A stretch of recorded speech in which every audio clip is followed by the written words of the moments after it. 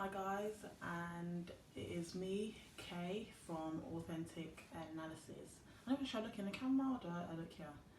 I guess a year or so ago, me and AI started this YouTube channel. I never underestimated how hard YouTube was going to be, but it's just finding the right, I guess, niche or whatever you want to do. I've always been interested in doing YouTube, especially with like true crime. I've always had an interest in true crime. More so because I guess when I was younger, still now I wanted to be a detective, so that was more why I was interested in true crime. I still watch true crime now, I haven't gone off of it or anything like that. But sometimes I think to myself, am I so indulged in true crime that it's not good for me? Because obviously watching true crime sometimes can just, it don't make you feel scared, but sometimes I get worried unnecessarily sometimes, even though I might be watching stories that's got nothing to do with the UK, but yeah, that's just me. But I might go back to it, I might not, but there's still some more light-hearted things that I want to talk about before I get back there. So I don't know if we've ever really introduced ourselves or not. My name is Kay, Keisha. I'm not really bothered, you know my real name, I haven't got much to hide. I live in the UK, pretty usual. I'm a mum, I go to work, but I don't really do much, outside. So I want to try and, build a hobby for myself. Obviously there's lots of stuff that you can do outside, but you're kind of limited when you're a mum and you have to work, so you kind of have to work yourself around the days that you have off. So me doing YouTube, I'd love to sit and do this properly and have like a little audience and have people that I can talk to and stuff like that. Obviously it takes time to grow, you're gonna have to find people. So yeah, so like I said, I'll just introduce myself quickly. I still want to start putting out more videos and maybe talking about random things, talking about being a mum, maybe talking about mental health, whatever the case may be.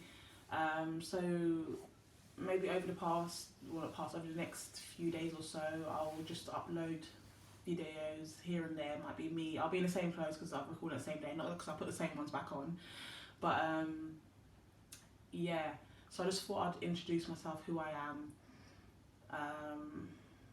I'm a homebody, so I like to be at home, so if I could do stuff like this at home and I don't have to go out too much, that is good for me.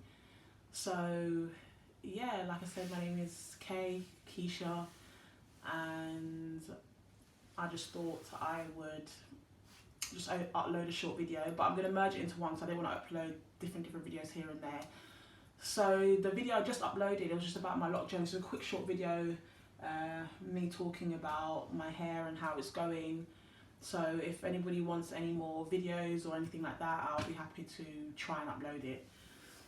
So that was an introduction to myself. So I just wanted to talk about a few topics that I've seen over the past few months. I'm really behind and really late, but I thought let me just put these out now. So the first video that I wanted to do before, which I didn't really get to do because I was just being a bit lazy, but someone suggested that because I'm interested in true crime, I should put out a podcast, but I'm not really sure how I'm feeling about that as of yet. But I just wanted to talk about the Dahmer documentary. Or not the documentary, but the series, docu-series on Netflix or drama. So I knew who Jeffrey Dahmer was. I wouldn't say I've gone too deep into who he is or what he had done or anything like that. I just know that he was a white male. He committed a lot of murders of males, and that he was a gay man. I don't know, did he call it, well, he was sleeping with men, so. So me watching Netflix documentary, it did help me to open my eyes to see what kind of person Jeffrey Dahmer was. And it was quite interesting.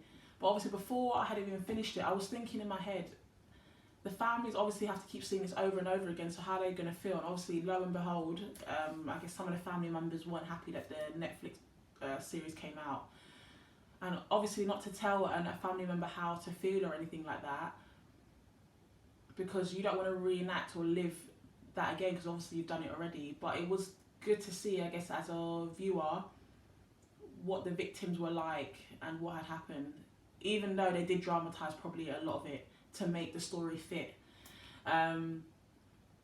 So yeah, in that sense, I didn't even really know that Dahmer's victim majority were ethnic minorities or black males, and you had a few people from different minorities.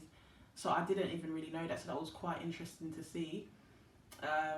Because in my head I'm thinking, towards the end, Dahmer was, I guess, apologetic. He never really hid what he'd done or tried to make excuses for it, I guess. But then now that you think back at it, at the time, did he choose to go to these neighbourhoods because he was never going to get found out? So in my head, it's like he was apologetic, and you know, he shouldn't have done this, shouldn't have done that, but he's kind of thought about what he was doing over that time period. And he had time to do it because no one was really, he wasn't on anyone's radar as much, not as a serial killer anyway, because obviously he had the trouble with messing around with younger males and getting himself into trouble, you know, exposing himself in public and stuff like that. So when I watched it, I thought it was good is the right word, it was a very interesting documentary to see how it was.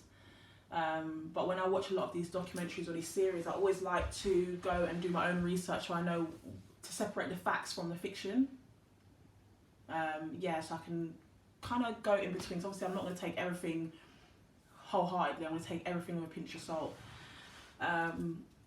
So I watched a lot of the court series on YouTube. So when they were in court and the victims' families would come in, I watched those ones in court. I watched Tracy Edwards in court, and I wanted to see Jeffrey Dahmer in court to see what he was like in real life. But it didn't really, the videos that I saw, I guess maybe I was watching the wrong ones. I didn't really hear him talk, to be honest. So yeah, I'm just reading my phone to obviously go. I was going to go through the episodes, but everyone's watched it. Well, majority of people watch it if you're interested in things like that.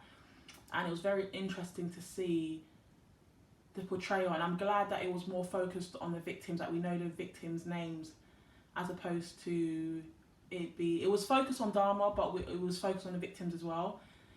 And majority of the people that watched the episode, it was the episode with, what's the guy's name? The when Dahmer had I guess I don't know if you want to call him his boyfriend.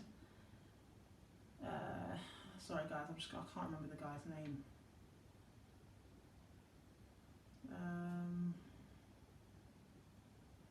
Tony Hughes. So the victim that was deaf, and they were showing that Dahmer and him had a more close relationship, and to see how Dahmer was. That obviously an episode touched a lot of people, because it was like, even though this man was at a disadvantage, Dahmer still took advantage of the man.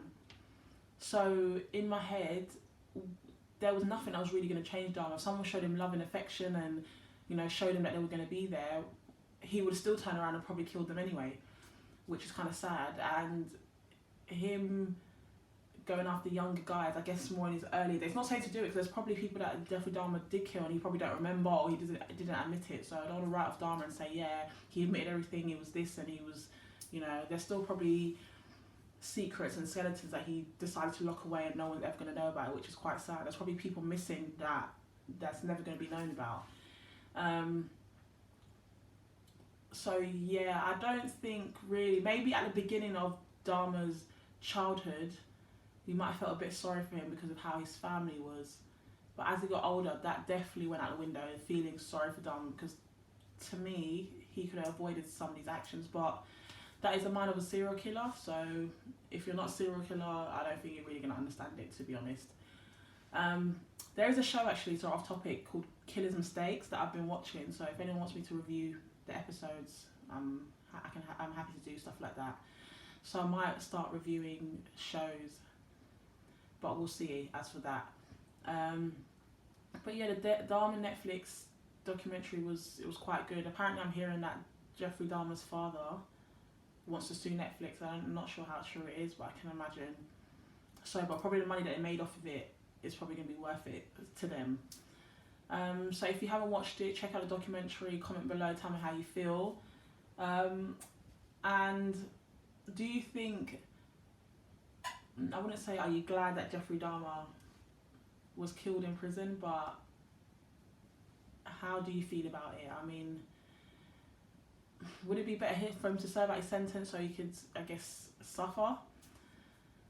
But obviously we can't really go back in time, so obviously Jeffrey Dahmer's sentence was cut very short. I think he did it maybe, I don't know, 2 years or something like that before Scarver, the man that had killed him, and there was another guy, I don't know if he died or was he severely injured, but I'm sure he died as well, had killed him in the jail. So yeah, that was my short take on the Dahmer documentary. So it's good to know, I guess, about the victims and their names, because I didn't know before. So moving on, off crime completely, I was watching Love is Blind. Love is Blind season 3. I think I did watch the other seasons, but I've never really focused on it like I did this time, because I was watching it with someone, so I was watching episodes. And my friend, he sent me a article about Bartiz, and I hadn't finished watching the season yet because by then the reunion had come out and everything. So I scrolled down and I saw Bartiz said no at the wedding. I'm like, damn, I ruined it for myself. So I thought, okay, let me go back, finish watching the episode. So I did fast forward a little bit because I just wanted to know what the yes and no's were. So Bartiz and, oh my god, I'm so bad at names. Bartiz and Nancy. No, it's not Nancy. Sorry guys, this is terrible. I should be well prepped before I do this. But hopefully I can cut this out. If not, you're gonna have to bear with me. You're gonna have to bear with me because I cannot remember. Yeah, it was Nancy, I was right. So Bartiz and Nancy, Bartiz said no. I can't remember if Nancy said yes beforehand, but she was going to say yes. You had Colleen and Matt, they said yes. You had Cole and Zainab, that was a no, but obviously that's the main one that I'm going to talk about. SK and, God, I can't remember her name. SK and Raven, they said no, but yeah, we'll go into that. And Brennan? Yeah, Brennan and Alexa got married. So I'm just going to quickly go over it. So Brennan and Alexa, I guess they had an immediate connection. I know it's Love is Blind, but I just don't know how I feel about Alexa. I just don't, maybe because she's just not my type of girl. I just don't really like Alexa. I just don't know what it is. She just gives off something that is just not her for me. I don't know her, but that's just how I feel. Brennan, he was okay. He seemed like a nice guy. I did not like his attitude at reunion. He was just me like a yes man. I didn't really understand why he was giving off this energy, but I guess obviously we're not there. To me, I felt like Brennan had a lot of pressure. I guess maybe that's when you get married, you feel, I don't know, you're supposed to feel pressure from the other family, but I felt like the lifestyle that Alexa wants, maybe not the one that Brennan could give her. He might, but to me, Alexa gives off something else, and I don't know if Brennan's going to be able to give her that all that time. But then again, I might be wrong. Alexa comes off a bit self-centered to me, but then again, I'm not in their marriage, so good luck to them. I didn't like how Brennan was in the reunion. I just didn't understand why he was trying to make these sly remarks and this. It wasn't necessary. It wasn't his segment to talk in certain situations. If someone's asking you a question, then you respond, but it's not nothing to really do with you. I think we should just listen. And I didn't like Brennan was being very sarcastic. He was acting very much like a female, so he needs to stay in the husband's place. And Alexa is doing all this talking. I didn't like it. I did not like how she was going off. Shall I do SK? So SK and Raven, I guess yeah, they seem like an okay couple. To me, I feel like the traditions of being with a Nigerian man, I don't know if he was born in America, born in Nigeria, I don't know if it makes that much difference, but obviously how he's going to see things is going to be very different to Raven. So they're showing certain parts that it felt like, I don't know if she'll be ready for that. but clearly she wanted to marry him, so you know, maybe she did. And yeah, I just felt like I wasn't really sure about them, but I'm glad. Obviously, he said no because he didn't feel like it was the right time. They're still dating. Maybe they're gonna make it work. Maybe not. Maybe once the show contract is done, they're gonna, you know, break up like they do in Love Island. So, yeah, I don't really have too much to say on SK and Raven. They were, you know, I wasn't really sure if Raven really liked him, but obviously now after seeing that, maybe there was genuine feeling there. So who else did you have? Colleen and Matt. I can never say Colleen and Matt. Did it, like, again, I wasn't really I didn't have much to say about them. Matt was too much of a explodes too quickly. But I guess maybe he realised what he was doing and calmed it down. A lot of people at the reunion were saying that she looked like she should have blinked twice for help, because he was kind of like leaning over her, like, you know, be careful what you say kind of thing. So yeah, I don't really have too much to say on them. And then you have Bartice and Nancy. So Bartice is young, so I'm gonna take that. Obviously, he's still a man, but he's still young. Sometimes he just says things, and you're thinking, Jesus, why would you say that? And in his head, he's thinking he's being truthful and saying the right thing, but those truthful things have come out in a way that could hurt someone's feelings, and I don't think he realised that at the time. Because even he was sitting on the bed and he was talking about Raven and how she looked, I'm like, okay, we get it, that you know, you want to be honest and you find her attractive, but that was just too much. And I don't think that was coming from a malicious place, I just think it was coming from a stupid place. So I didn't really agree with how the other girls were like, being like, oh, this and that, and you know, I didn't really agree with how they were being. So yeah, because he just was being ignorant. I don't think, if it was malicious, then yeah, I'll be all for it, but I don't think it was malicious. I just think he wasn't thinking about what he was saying. And then they were talking about he was out with another girl, which I agree. If that was me and I'm thinking, raw, like, you just proposed to me, we're getting married and you're out with someone else, yes, I'll be angry, but technically he's ended it, so he can do what he technically likes. And obviously Nancy was saying that she was shocked that Raven was at the top of his list, and I was like, girl, what you trying to say? What you trying to say? You don't know the connection they had in there, girl?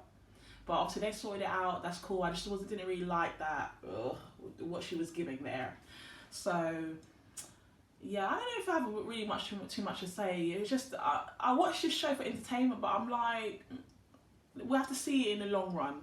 So in the long run, you know, it hurts for Nancy that it didn't work out, but it's better that he ends it there. Then, you know, you do get married, you think everything's fine, and 3 months later, you know, it ends. And I don't know what did they do? Did they annul it? Did they get divorced?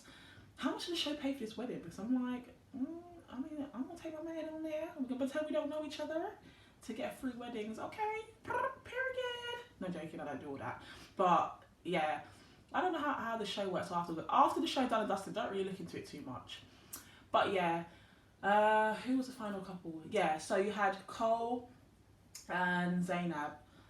So to me, I didn't really understand this relationship. He didn't really seem like he was 100%, and neither did she. I don't know Zainab, and obviously everyone's saying that she's a sweet girl. Yeah, but I'm going from what I see on the show. I don't know her personally. I'm not trying to, you know, call her up and, you know, get to know her. I'm going from what I see on the show. Zainab gives me very, like, stuck up sometimes. And she don't know how to have fun, which is fine. There's some people that are more serious, that you can't laugh and joke with them all the time because they're not that kind of person. And he's more playful. So I can see her getting very aggravated at things that he does, and vice versa. He's messy. Yeah, it's annoying when you get a guy, or you're seeing a guy and he's messy. But either you need to find someone that's on the same pace that will help you tidy up, or you need to maybe try it another way, because clearly her getting aggravated with him was not working, and him trying to play around with her weren't working. And some of the things that Cole did and said on the show, definitely 100% it was wrong. And I didn't like, I don't think I really liked him throughout the season, because he gave me more like them in guys in school that were just like, I don't know how to explain what he's like. I didn't really like him too much. I didn't really like Zainab either, but I didn't really like him either. And certain things that he would say and do, and you're just thinking, oh my God, why are you with her? Why? But I kind of forgot about the relationship, what happened throughout the season, until when obviously they started living together. And it felt like at times Cole was trying to make an effort to make it work.